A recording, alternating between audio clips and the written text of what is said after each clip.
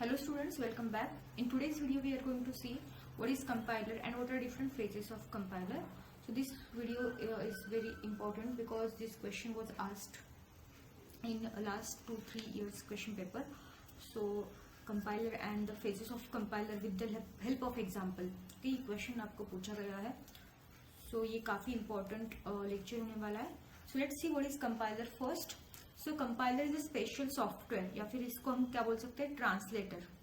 Okay, compiler is a special software or translator that translates source code written in a high level programming language like C, C++, Java into low level language. तो compiler basically क्या है? compiler है एक translator. Okay, और translator का काम क्या होता है? ट्रांसलेट करना. लेकिन क्या ट्रांसलेट करेगा? एक जो प्रोग्राम है वो हाई लेवल लैंग्वेज में लिखा हुआ है, हाई लेवल लैंग्वेज वाला कोड, लैंग्वेज वाला सोर्स कोड. एक तो वो क्या हो सकता है, सी में हो सकता है, C++ या फिर जावा में, हाई लेवल लैंग्वेज में से किसी एक लैंग्वेज में वो होगा. ओके, और उसका कन्वर्जन, उसका ट्रांसलेशन वो क्या करेगा, लो लेवल लैंग्वेज में करेगा. राइट, और ये जो प्रोसेस ये करेगा तब इसको क्या करना होता है, ये पूरी प्रोसेस 6 मेन फेजेस में डिवाइड की गई है. ओके, फॉर एग्जांपल एक स्टेटमेंट है आपका int c is equal to a plus B into 5. Okay, तो ये कंप्लीट स्टेटमेंट कंपाइलर कैसे ट्रांसलेट करेगा इनटू असेंबली लैंग्वेज, और we can say the low level language. Okay, assembly language बोल सकते हो या फिर आप लो लेवल लैंग्वेज बोल सकते हो. तो इसमें कैसे कन्वर्ट करेगा, क्योंकि ये statement for example C language का है. ओके, तो सी लैंग्वेज स्टेटमेंट का कन्वर्जन वो लो लेवल लैंग्वेज में कैसे करेगा. तो it has to go through this 6 phases, 6 main phases, and each phase has its own specific role. Okay, तो वो कौन से फेजेस है और उनका रोल क्या है, कैसे वो ट्रांसलेट करते हैं स्टेप बाय स्टेप, ये सारी चीजें भी हम देखेंगे. Right, so let's understand what are different phases of compiler. Okay, so there are total 6 phases. There are total 6 phases. The first one is what? Lexical analysis, syntax analysis, semantic analysis, intermediate code generation, code optimization, and code again generation. Okay, so these are 6 phases जो कि आपका एक statement in 6 phases के through जाता है और finally लो level language में उसका कन्वर्जन होता है. राइट, सो यहाँ बीच में आपको सिंबल टेबल भी हैंडल करने होते हैं. Symbols will be stored in this symbol table. Then error handling mechanism is also there. Okay, but these 6 phases are very important. The role of the 6 phases are very important in translation. Right, so let's see each phase one by one, and we'll take one example and we will see what is the output of each phase for that particular example. Okay, so यहाँ पे consider a statement x is equal to y plus z into 30. तो ये C language का या फिर Java language का statement आपको दिया हुआ है. तो इसका कन्वर्जन आपको क्या करना है, लो लेवल लैंग्वेज में करना है, या फिर हम बोल सकते हैं असेंबली लैंग्वेज में करना है. ओके, सो फर्स्ट स्टेप हमें पता है क्या क्या होती है. फर्स्ट स्टेप होती है lexical analysis. Okay, lexical analysis, ये it is a first step. और ये पर्टिकुलर स्टेटमेंट इस फेज के थ्रू कैसे जाता है, that we are going to see. तो लेक्सिकल एनालिसिस ये जो फेज है, it is responsible for generating the tokens out of this statements. Okay, so this phase generates the tokens out of this statement. So it will separate out identifiers and terminal symbols. Okay, तो identifier मतलब आपका x, y, z and yes, x, y, z, 3 identifiers will be there, and it also has some symbols, equal to symbol, plus symbol, and into symbol. Okay, and it is having one constant value which is called as literal. So 30 will be the literal value. Okay, so lexical analysis क्या करती है, आपके इस statement का conversion different tokens में करती है. तो you can see here x is an identifier equal to symbol, y is an identifier plus is symbol, z is identifier into is symbol, then 30 is what, literal, and semicolon, last वाला semicolon is also terminal symbol या फिर आप बोल सकते हो operators. Okay, so this is the role of lexical analysis in compiler. Okay, so if you want to see some theory part of it, then we can see over here. But in exam you can write with the help of example. Okay, So lexical analyzer or lexical analysis phase helps to identify the tokens. It is accountable for terminating the comments and white spaces from the source program. Okay, तो comments and white spaces we are not considering as in token. So just आपके जो symbols है या फिर आपके जो identifiers है या फिर variables है, तो वो हम क्या करेंगे, टोकन्स में कन्वर्ट करेंगे. तो ये वाला पूरा स्टेटमेंट हमने क्या किया है, टोकन्स में कन्वर्ट किया है. ये सारे हमारे टोकन्स है, x is token, equal page token, y is token, likewise. ठीक है. Now next is what, syntax analysis. Okay, so यहाँ पे क्या होता है, सिंटैक्स ट्री जनरेट होता है. Okay, a syntax tree for this statement will get generated. So in syntax tree, operators appear as an internal nodes and operand as an leaf nodes.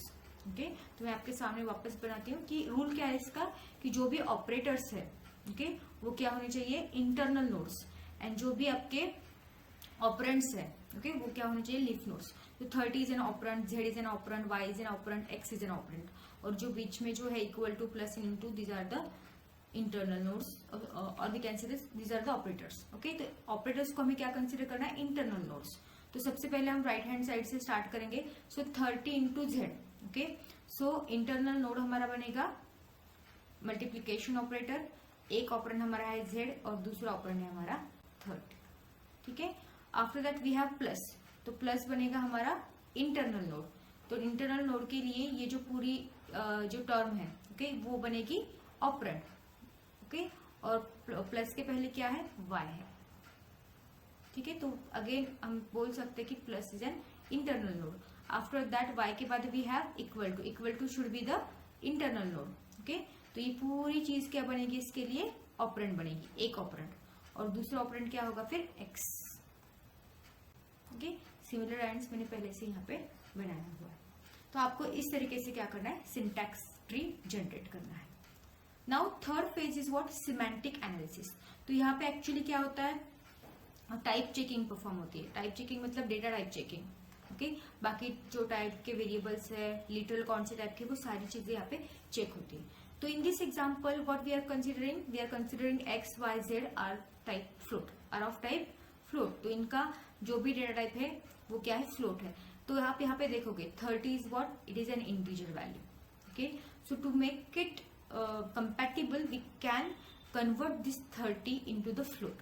Okay, and that's what semantic analysis does. This phase is responsible for type checking. Okay, and type checking is an important aspect, क्योंकि अगर आपका type checking compatible नहीं है या फिर आप convert नहीं कर पा रहे तो आपका आंसर जो मीनिंग है वो भी वही गलत हो जाएगा. ओके, सो अगर हमारा x, y, z क्या है, फ्लोट टाइप का है, तो हम 30 को भी क्या करेंगे, फ्लोट में कन्वर्ट करेंगे. ओके, तो सेम सिंटैक्स ट्री हमने यहाँ पे मेंटेन किया हुआ है, बस 30 के पहले हमने क्या किया है, इनटू फ्लोट कन्वर्जन किया है. ओके, सो 30 को क्या किया है, इनटू फ्लोट फंक्शन का यूज करके 30 को कन्वर्ट किया है फ्लोट में. Right, so this is what your semantic analysis will do. Now the next phase is what, intermediate code generation. It is one of the important phase.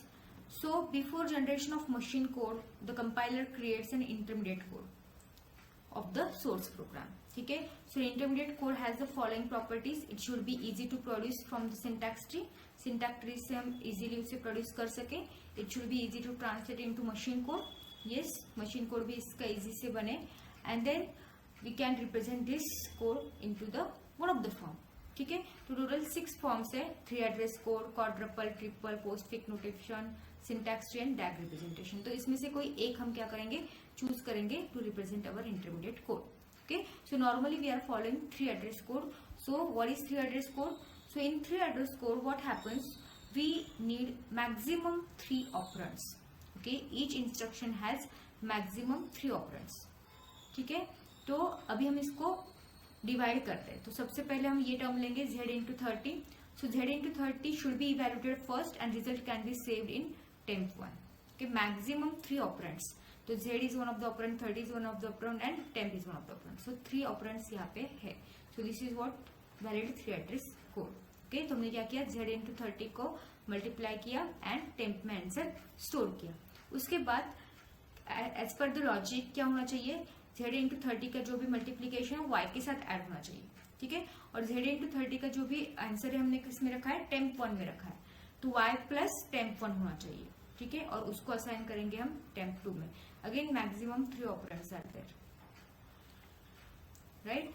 Then temp2 should be assigned to x. Final answer हमें किस में चाहिए? x में चाहिए. Okay, तो अभी तक final answer किस में है? temp2 में. तो वो अभी हम कहाँ पे मूव करेंगे? x में मूव करेंगे. तो collectively intermediate code using 3 address representation, the code will be for x is equal to y plus z into 30. उसके लिए कोड क्या बनेगा? temp1 is equal to z into 30, temp2 is equal to y plus temp1 और temp2 is equal to x. तो 3 line का यहाँ पे code बन चुका है by using 3 address code representation. ठीक है. So in this way we have converted our normal statement into the 3 address code. So quadruple representation अगर आप मतलब आपको लर्न करना तो कर सकते हो, बट इनमें से कोई एक यूज करके आप एग्जाम में लिख सकते हो. तो क्वाड्रुपल में मोस्टली क्या होता है? ऑपरेंड 1, 2 एंड ऑपरेटर, मतलब 4. क्वाड्रुपल मतलब 4 क्या बोल सकते हैं उसको, कॉलम्स वहां पे आने चाहिए. okay? एक टपल में 4 कॉलम्स वहां पे होने चाहिए. DAG representation. Now next is what? Code optimization. Next phase, 5th phase is what? Code optimization. So in this phase, compiler tries to improve the intermediate code so that a smaller, faster running machine code can be derived. तो optimisation में exactly क्या होगा? Dead code remove करेंगे हम, right. और जो duplicate variables को अगर हमने यूज किया है तो वो वेरिएबल्स को हम रिमूव करेंगे. मतलब हम कोड को स्मॉलर बनाएंगे, फास्टर बनाएंगे, राइट. जो भी मतलब जिस वेरिएबल की जरूरत नहीं है उसको निकाल के हम डायरेक्टली क्या कर सकते हैं? उसको ऑप्टिमाइज कर सकते हैं. तो जो हमारा कोड था वो क्या है? temp1 is equal to z into 30, temp2 is equal to y plus temp1 and x is equal to temp2. इतने 3 लाइन्स हमने 3 एड्रेस कोड से जनरेट किए थे. तो ऑप्टिमाइजेशन में हम क्या कर रहे हैं? So first line we will keep as it is. Now if you observe this 2, okay, y plus temp1 is assign to temp2 और same temp2 is assigned to x. So instead of this temp2, we can remove this temp2 and we can directly put x over here. So x is equal to y plus temp2. Yes, meaning is not changing, right? The answer is correct. temp1 is equal to z into 30 and x is equal to y plus temp1. तो ये unnecessary temp2 का हमें यहाँ पे use करना पड़ रहा था, तो अभी नहीं करना पड़ेगा. Okay, because we are using code optimization stage and code optimization stage में यही होता है कि जो डेड कोड है या फिर डुप्लीकेट डेटा या फिर वेरिएबल्स को यूज करें जिसकी जरूरत नहीं है, वो सब चीजें हम यहाँ पे हटाने वाले हैं. ठीक है. तो ये 3 लाइन का कोड हमने रिप्रेजेंट किया 2 लाइन्स में. And at last, this is the last phase which is code generation. यहाँ पे एक्चुअल में असेंबली लैंग्वेज कोड में कन्वर्जन होता है. So temp1 is equal to z into 30 is our first line. तो इसको हमें क्या करना है? हमारे असेंबली लैंग्वेज में कन्वर्ट करना है. तो अगर हम देखते हैं यहाँ पे तो मल्टीप्लीकेशन है पहले. तो हमारे हाइपोथेटिकल असेंबली लैंग्वेज का फॉर्मेट है. एक तो आप क्या करोगे? पहले ऑपरेटर या फिर ऑपकोड हम बोलेंगे, ऑपकोड का यूज करते हैं. उसके बाद रजिस्टर एंड उसके बाद मेमोरी ऑपरेंड. ओके, तो मुझे करना क्या है? z इंटू 30 का पहले मल्टीप्लीकेशन करना है. ओके, तो मुझे लगेगा register. Okay, so first resistor में मैं क्या करने वाली हूँ? z की वैल्यू मूव करने वाली हूँ. सो मूव आर रजिस्टर में मुझे क्या करना है? Move R A register. z की वैल्यू मुझे पहले रजिस्टर में चाहिए. ओके, z की वैल्यू मैंने इस लाइन से रजिस्टर में डाल दी. अभी 30 के साथ इसकी मल्टीप्लीकेशन करनी है. ओके, तो मल्ट यूज करना पड़ेगा. मल्ट ए रजिस्टर में मेरी z वैल्यू है और किसके साथ मल्टीप्लीकेशन करनी है? 30 is our literal constant value, right. और उसके बाद मुझे क्या करना है? ये जो आंसर है मेरा ARG में जो स्टोर हुआ है उसका आंसर मुझे कहाँ पे स्टोर करना है? temp1 में. temp1 is my memory operand. So move m a register comma temp1. Okay, move m से क्या हो जाएगा? जो a रजिस्टर में जो भी मल्टीप्लीकेशन सेव हुई है वो temp1 में चली जाएगी. ओके, सो इस पर्टिकुलर लाइन के लिए हमारा असेंबली लैंग्वेज कोड यहाँ पे बन चुका है. Now next y plus temp1 is equal to x. Again मुझे क्या करना है? एडिशन करनी है temp1 की y की. ठीक है, तो सबसे पहले मुझे y चाहिए. So move r a register comma y अभी a रजिस्टर में आ चुका है. Now I need to add a register में ऑलरेडी y आ चुका है पहली लाइन से. और किसके साथ एडिशन करनी है? temp1 के साथ एडिशन करनी है, राइट. अभी ये temp1 एंड y की एडिशन जो बन चुकी है वो कहाँ पे है? ARG में है. तो उसको मुझे क्या करना है? x में स्टोर करना है. x is our memory operand. So move M लगेगा मेमोरी ऑपरेंड के लिए, A register comma X. Okay, so in this way we can write the 3 lines code for this assembly language code for this particular statement. Statement 1 के लिए ये 3 code हो गए, 3 line का code हो गया, और statement 2 के लिए ये 3 लाइन का कोड हो गया. Okay, so in this way you can write the answer for this particular answer. Okay, now in next video we are going to see what is the difference between compiler and interpreter. Okay, so it is also one of the important question for your end semester examination. Thank you for watching.